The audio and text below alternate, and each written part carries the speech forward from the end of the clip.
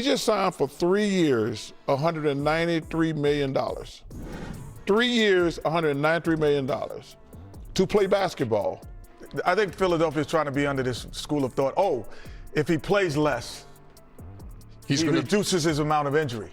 And this whole Joel Embiid situation and this NBA investigation into Joel Embiid not playing in these first 3 games and what the situation is with him health-wise, I think we've gone from trust the process to blame the plan. You can't say, oh, you know what, I'm gonna sit and chill so I don't get hurt. What if somebody falls into his knee again?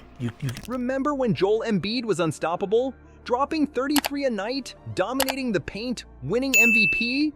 Those days feel like ancient history now. The big man's barely moving out there, bricking shots left and right.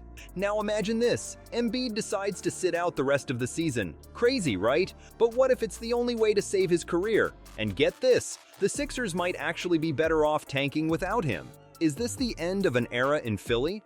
Picture this. Joel Embiid, the reigning MVP, shuffling down the court like he's got cement in his shoes. It's hard to believe this is the same guy who dominated the league last season. Remember when he was dropping 33 points a night, swatting shots into the stands, and making defenders look silly? That Embiid feels like a distant memory now. Let's break it down. Last year, Embiid was a monster. He averaged 33.1 points per game, shot 54.8% from the field, and grabbed 10.2 rebounds. He was unstoppable in the paint, bullying defenders and raining mid-range jumpers. But now, it's like watching a completely different player.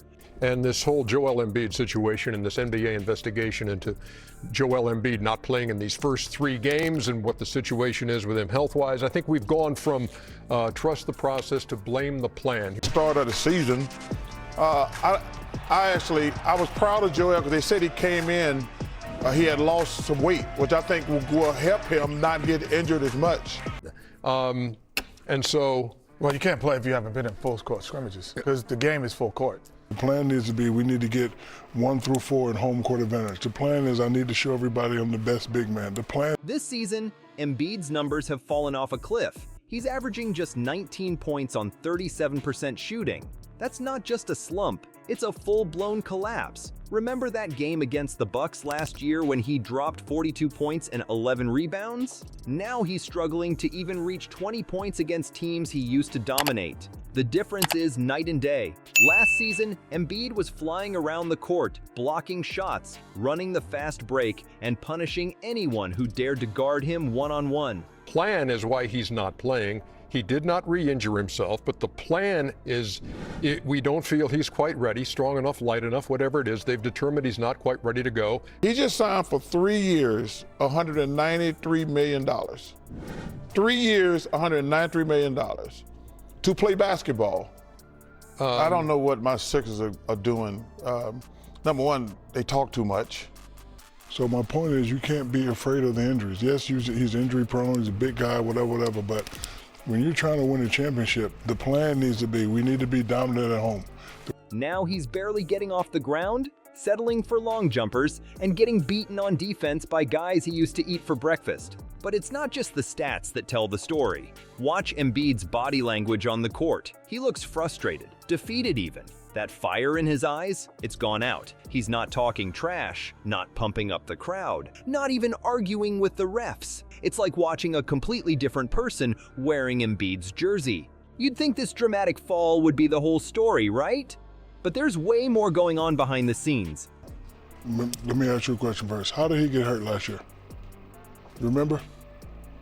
Some accidents you could prevent, but you can never prevent freak accidents. For example, I missed 200 games. And I got to keep everybody involved. So if I do go out, guys like Tyrese Maxey have the confidence to hold it down until I get back. I think Philadelphia is trying to be under this school of thought, oh, if he plays less, he reduces his amount of injury. The numbers are bad, but what's happening in the locker room might be even worse. Let's pull back the curtain and take a peek at what's really going on with the Sixers. Trust me, you're not ready for this drama, all right? You think Embiid's on-court struggles are bad? That's nothing compared to the chaos erupting behind closed doors. The Sixers just had a players-only meeting, and let's just say it didn't exactly go smoothly. In fact, it might have just exposed an even bigger problem than Embiid's declining performance. Picture this. The Sixers locker room after another tough loss. The air's thick with frustration. Is it understandable, given his injury history, that he would want to be careful and be ready for the playoffs? Now listen, I want to get this number right, because this is crazy, and bless the kid. He was playing great and somebody ran into his knee, right? That's a freak injury. You can't foresee that. You can't say, oh, you know what, I'm gonna sit and chill so I don't get hurt. What if somebody falls into his knee again? Everyone's there, trying to figure out what's going wrong. Then out of nowhere, Tyrese Maxey, the 24-year-old rising star, does something nobody saw coming. He calls out Joel Embiid, right there, in front of everyone.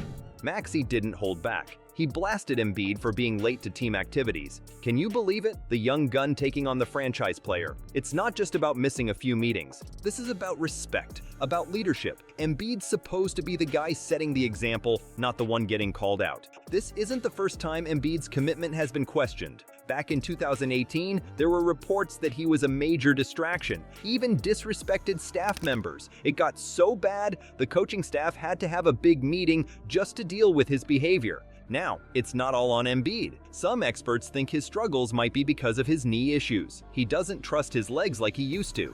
That's why he's not playing as aggressively. But still, showing up late? That's not helping anyone. But this is the plan. Again, we haven't seen him play since August 10th, gold medal game of the Olympics. And as it points out, he has not re-injured himself. Hasn't been in any full court scrimmages, etc. That's the plan. I didn't say it in advance. Was a stupidity by the Sixers, period. But man, I don't have any idea what the Sixers are doing. You know, I don't think it's fair.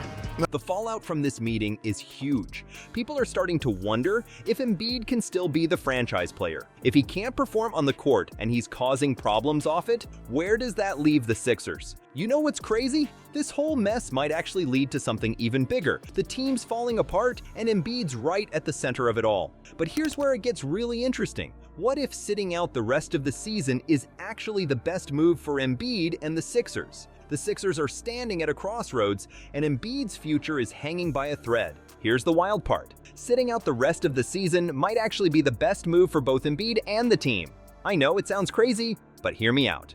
Think about this. Embiid's body is screaming for a break. Playing through injuries could wreck his career long term. We've seen it happen to big men before, but if he takes time off to heal up, he could come back stronger than ever. Plus, the Sixers' draft pick situation is a mess. They only keep their first-round pick if it lands in the top 6. Otherwise, it's gone to Oklahoma City. So here's the million-dollar question. Should Embiid tough it out or shut it down for the season? It's a gamble either way. What do you think? Is it worth risking Embiid's future for a shot at the playoffs this year, or should the Sixers play the long game and hope for a high draft pick?